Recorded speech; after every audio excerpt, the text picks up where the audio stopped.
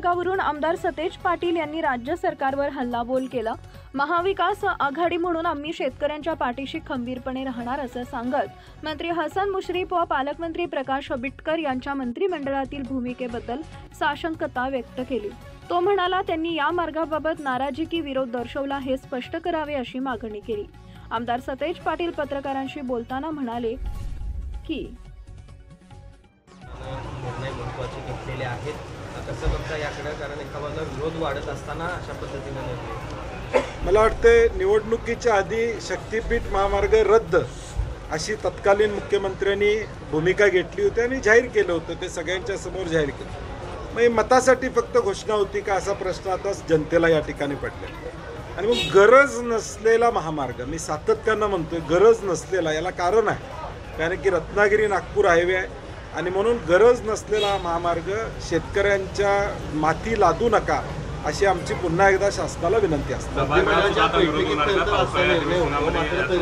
माध्यमांची बाईट देत असताना हे सगळे संभ्रमात टाकणारी बाईट अजूनही देत आहेत। अजूनही शेतकऱ्यांचे प्रश्न जर काय मांडत असतील तर त्यांचा देखील विचार होईल असं देखील आता म्हणतात। मात्र ज्या मंत्रिमंडळाच्या बैठकीत हा निर्णय झालेला आहे त्यावेळी मात्र ही सगळी भूमिका त्यांनी मांडली नाही। मला वाटतं ज्यावेळी ही अधिसूचना निवडणुकीच्या आधी फक्त कोल्हापूर जिल्ह्यातली रद्द झाली, ती पुन्हा अधिसूचना त्या ठिकाणी काढली असे आमची माहिती आहे। म्हणजे आहे तीच अलाइनमेंट ठेवून हा रस्ता पुढे जाणार आहे। 3-4 टप्पे आहेत, यातले पहिल्या 3 टप्प्याचे टर्म्स ऑफ रेफरन्सेस झालेले आहेत। चौथ्या टप्प्यामध्ये मात्र हा सगळा रस्ता सह्याद्रीच्या सगळ्या परिसरातून जात असल्यामुळं एन्व्हायरमेंट असेसमेंट आणि त्याचा इम्पॅक्ट हा झाल्याशिवाय हा चौथा टप्पा घेणं शासनाला शक्य होणार नाही।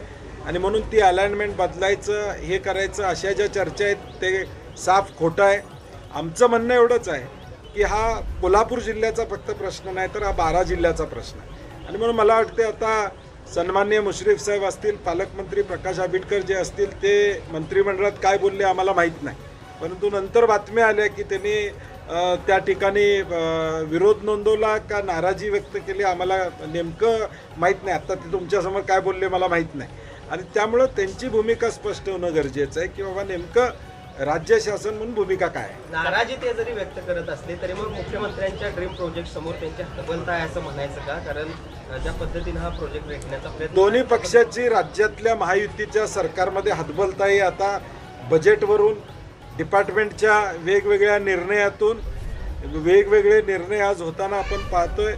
आज अनेक मंत्री एकमेकाच्या विरुद्ध बोलताना आपल्याला पाहायला त्या ठिकाणी मिळते आणि या दोन्ही पक्षांना हे आता म्हणजे हतबलता ही दोन्ही पक्षाची वेगवेगळ्या माध्यमातून आता राज्यात दिसत आहे। आज या संदर्भात ऑनलाईन बैठक देखील होणार आहे शक्तीपीठच्या, तर काय नेमकं भूमिका असणार? 5 वाजता आम्ही 12 जिल्ह्यातल्या लोकांची ऑनलाईन बैठक या ठिकाणी घेतोय कारण की ताबडतोब सगळीकडे पोहोचणं शक्य नाही। काल आज राजू शेट्टी धाराशिवला त्या ठिकाणी आहेत। मी आज सोलापूरला एका कार्यक्रमानिमित्तानं जाणार आहे, तिथेही काही लोकांच्या माझ्या भेटीगाठी या ठिकाणी होतील आणि पुढची रणनीती या संदर्भात ती या 12 जिल्ह्यातली काय असेल हे आम्ही निश्चितपणे त्या ठिकाणी ठरवू। महाविकास आघाडी म्हणून या सगळ्या प्रश्नामध्ये पहिल्यापासून आम्ही आहोत, पुढे देखील शेतकऱ्यांच्या पाठीशी आम्ही राहू। अधिवेशनामध्ये काय मुद्दा या संदर्भातला मांडणार? नाही, अधिवेशनात आम्ही मागच्या वेळी मुद्दा मांडलेलाच आहे। आता अधिवेशनात मंजूर किंवा हा नामंजूरचा विषय नाही, कॅबिनेटने याला मंजुरी दिलेली आहे। एका बाजूला 9.5 लाख कोटीचं कर्ज या राज्यावर आहे,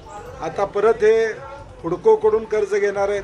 8.5% कर्ज या ठिकाणी आहे, 12,000 कोटी कर्ज आणि 7,500 कोटी व्याज या पद्धतीच्या 20,000 कोटीला मान्यता दिलेली आहे।